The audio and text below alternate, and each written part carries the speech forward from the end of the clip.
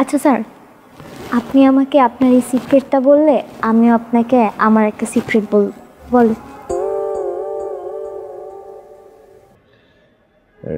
আমি তোর সিক্রেট শোনার জন্য এখানে আসছি। তোকে পড়তে বলছি না, পড়ো।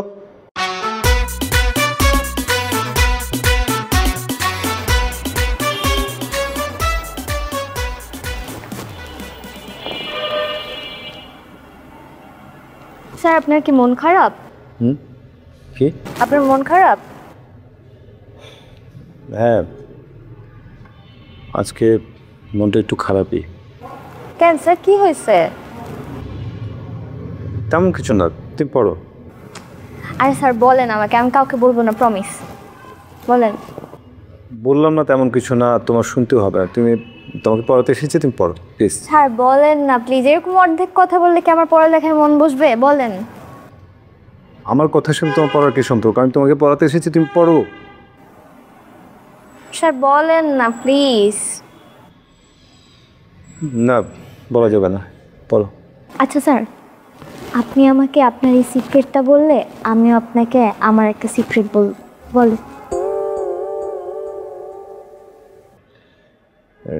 আমি তোর সিক্রেট শোনার জন্য এখানে আসছি। তোকে পড়তে বলছি না, পড়ো। স্যার বলেন না প্লিজ। কি বলবো বলো, সমস্যাটা তোমাকে নিয়ে। আমাকে নেই? আমি কি করছি? মানে একটা কথা যে মানে একটা মানুষের লাইফে কোন পর্যন্ত নিয়ে যেতে পারে, সেটা প্রমাণ আমি নিজে গতকালকে দেখেছি। আর এই যে তুমি আমাকে মাঝে মাঝে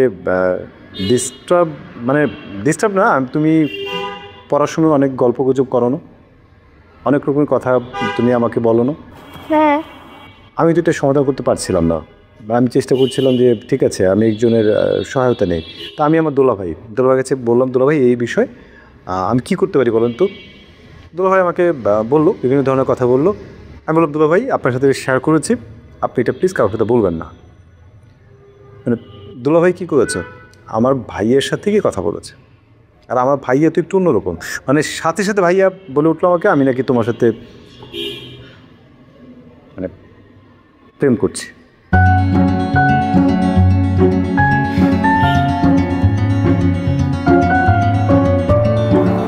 স্যার আপনি কি জানেন না যে ওনারা এরকম? তাহলে আপনি শেয়ার করতে গেছেন কেন কথা?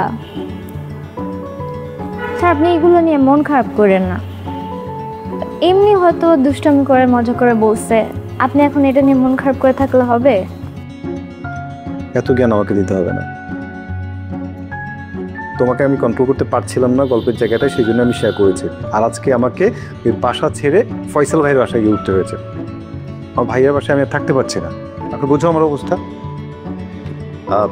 আমি আজকে উঠি, তুমি পড়ো, ভালো লাগছে না। আজকে যেটা বাকি আছে আমি কালকে এটা তোমাকে আবার দেখিয়ে দেবো, ঠিক আছে? থাকো।